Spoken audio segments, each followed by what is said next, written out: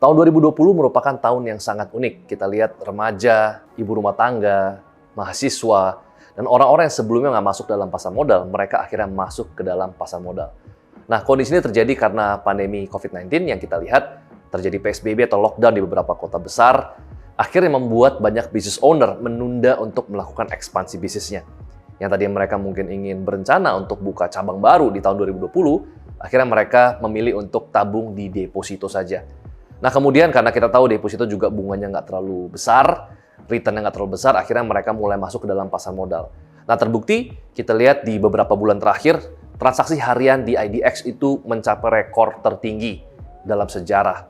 Nah, namun kalau misalnya kita lihat pasar modal yang naik terus, di video sebelum juga saya sudah jelaskan bahwa ketika air pasang, ya semua akan terangkat naik, baik itu orang dengan pelampung yang mahal, pelampung yang murah, bahkan sampah sekalipun akan terangkat naik.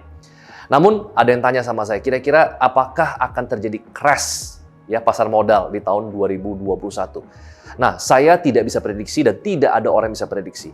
Nah, tapi yang saya mau sampaikan adalah kita harus ingat bahwa ada konsep yang namanya adalah zero sum game.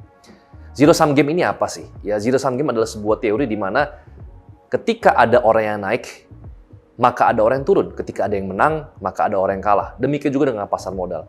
Ketika kita menjual saham kita untung, ya artinya ada orang lain yang membeli saham kita dengan harga yang lebih mahal.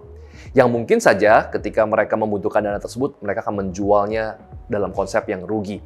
Nah, sama seperti ketika kita bermain poker atau kita bermain judi gitu ya, gambling gitu ya.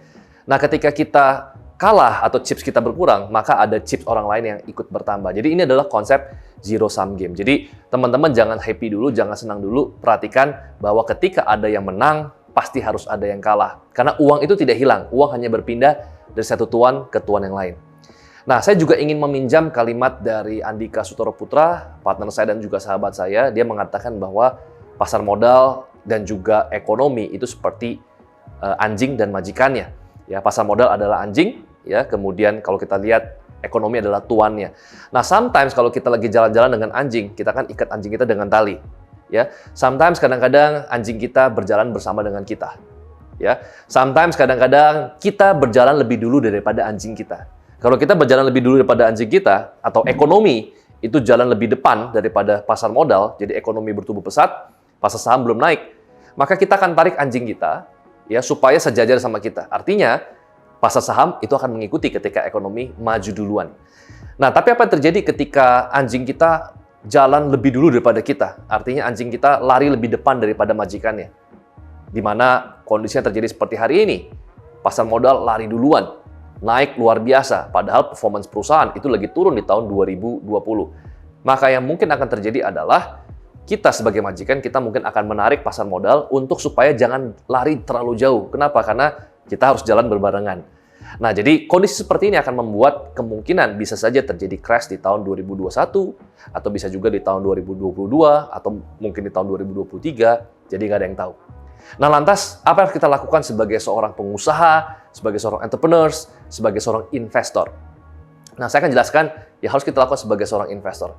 Investor ini sebenarnya adalah orang yang memang merupakan oportunis. Tidak ada yang salah kalau misalnya kita dicap sebagai oportunis, ya, karena seorang investor mereka selalu mencari momentum. Dan kalau kita lihat momentum pasar modal yang sekarang sudah sangat tinggi, ya, bahkan Bitcoin, ya, cryptocurrency juga hit rekor yang luar biasa tinggi. Maka di sini kita harus bisa melihat opportunity apa yang terjadi. Nah, saya melihat ada dua. Yang pertama adalah properti, ya, bukan karena saya di industri properti, ya, tapi kalau kita lihat saat ini pemerintah memberikan banyak stimulus, ya, tahun 2020, ya, banyak ya dari pengusaha yang menunda untuk mengekspansi bisnis mereka. Mereka memilih untuk taruh di pasar modal, mereka memilih untuk taruh di deposito.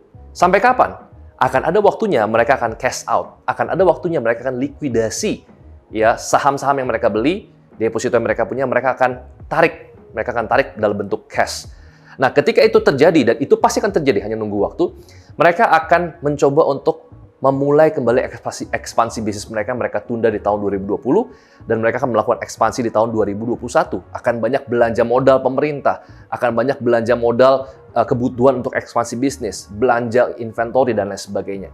Nah, ketika dalam saat yang bersamaan, ya, dana nganggur akhirnya dipakai untuk berbelanja, yang terjadi adalah inflasi. ya. Nah, kalau kita lihat inflasi adalah teman baiknya atau inflasi adalah best friend-nya dari properti atau real estate. Ya, that's why kenapa ketika after crisis itu selalu properti naik. Karena ketika krisis pemerintah memberikan stimulus dan ketika ekonomi pulih, belanja semakin banyak, terjadi inflasi dan bahan-bahan bangunan semua akan naik dan properti akan naik.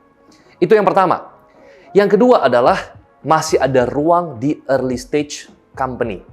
Ya, jadi kalau kita mungkin, oke, saya nggak suka properti, kita bisa mengambil opportunity ya untuk bisa berinvestasi di private company di early growth stage.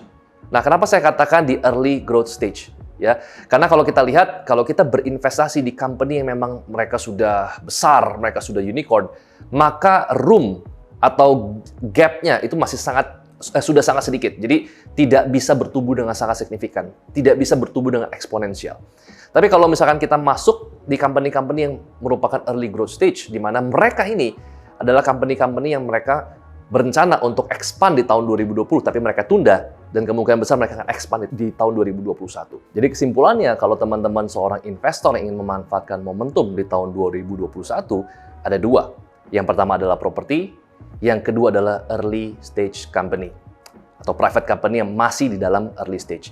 Dan jika teman-teman ingin berinvestasi di early stage company, teman-teman bisa bergabung di komunitas private investor yang sudah saya dirikan dari tahun 2018, yaitu Circle X. Nah, Circle X ini kita sudah adakan selama 5 batch, dan kita akan buka batch yang ke-6, catat tanggalnya tanggal 6 Februari tahun 2021. Kita akan ada pertemuan dengan 30 orang private investor selama 6 pertemuan atau 3,5 bulan setiap 2 minggu sekali. Nah, pertemuan akan kita adakan via Zoom, kecuali pertemuan terakhir kita akan adakan mastermind dengan para investor 30 orang, itu nanti di Bali. Ya, untuk hotel bintang 5 akan kita cover. Nah, apa tujuan kita bergabung di komunitas Circle X? Panitia akan mengkurasi informasi dan opportunity dari private company yang punya potensi besar untuk bertumbuh, di mana teman-teman mungkin sudah kenal private company ini, tapi mungkin tidak punya akses untuk berinvestasi di sana.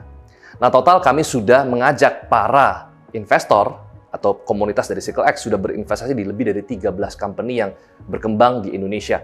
Jadi untuk itu, teman-teman kalau misalkan ingin bergabung menjadi kurang lebih 30 orang di batch yang ke-6, karena komunitas sangat terbatas, teman-teman bisa langsung kunjungi Instagram yang ada di bawah saya. Sampai ketemu di Circle X batch yang ke-6.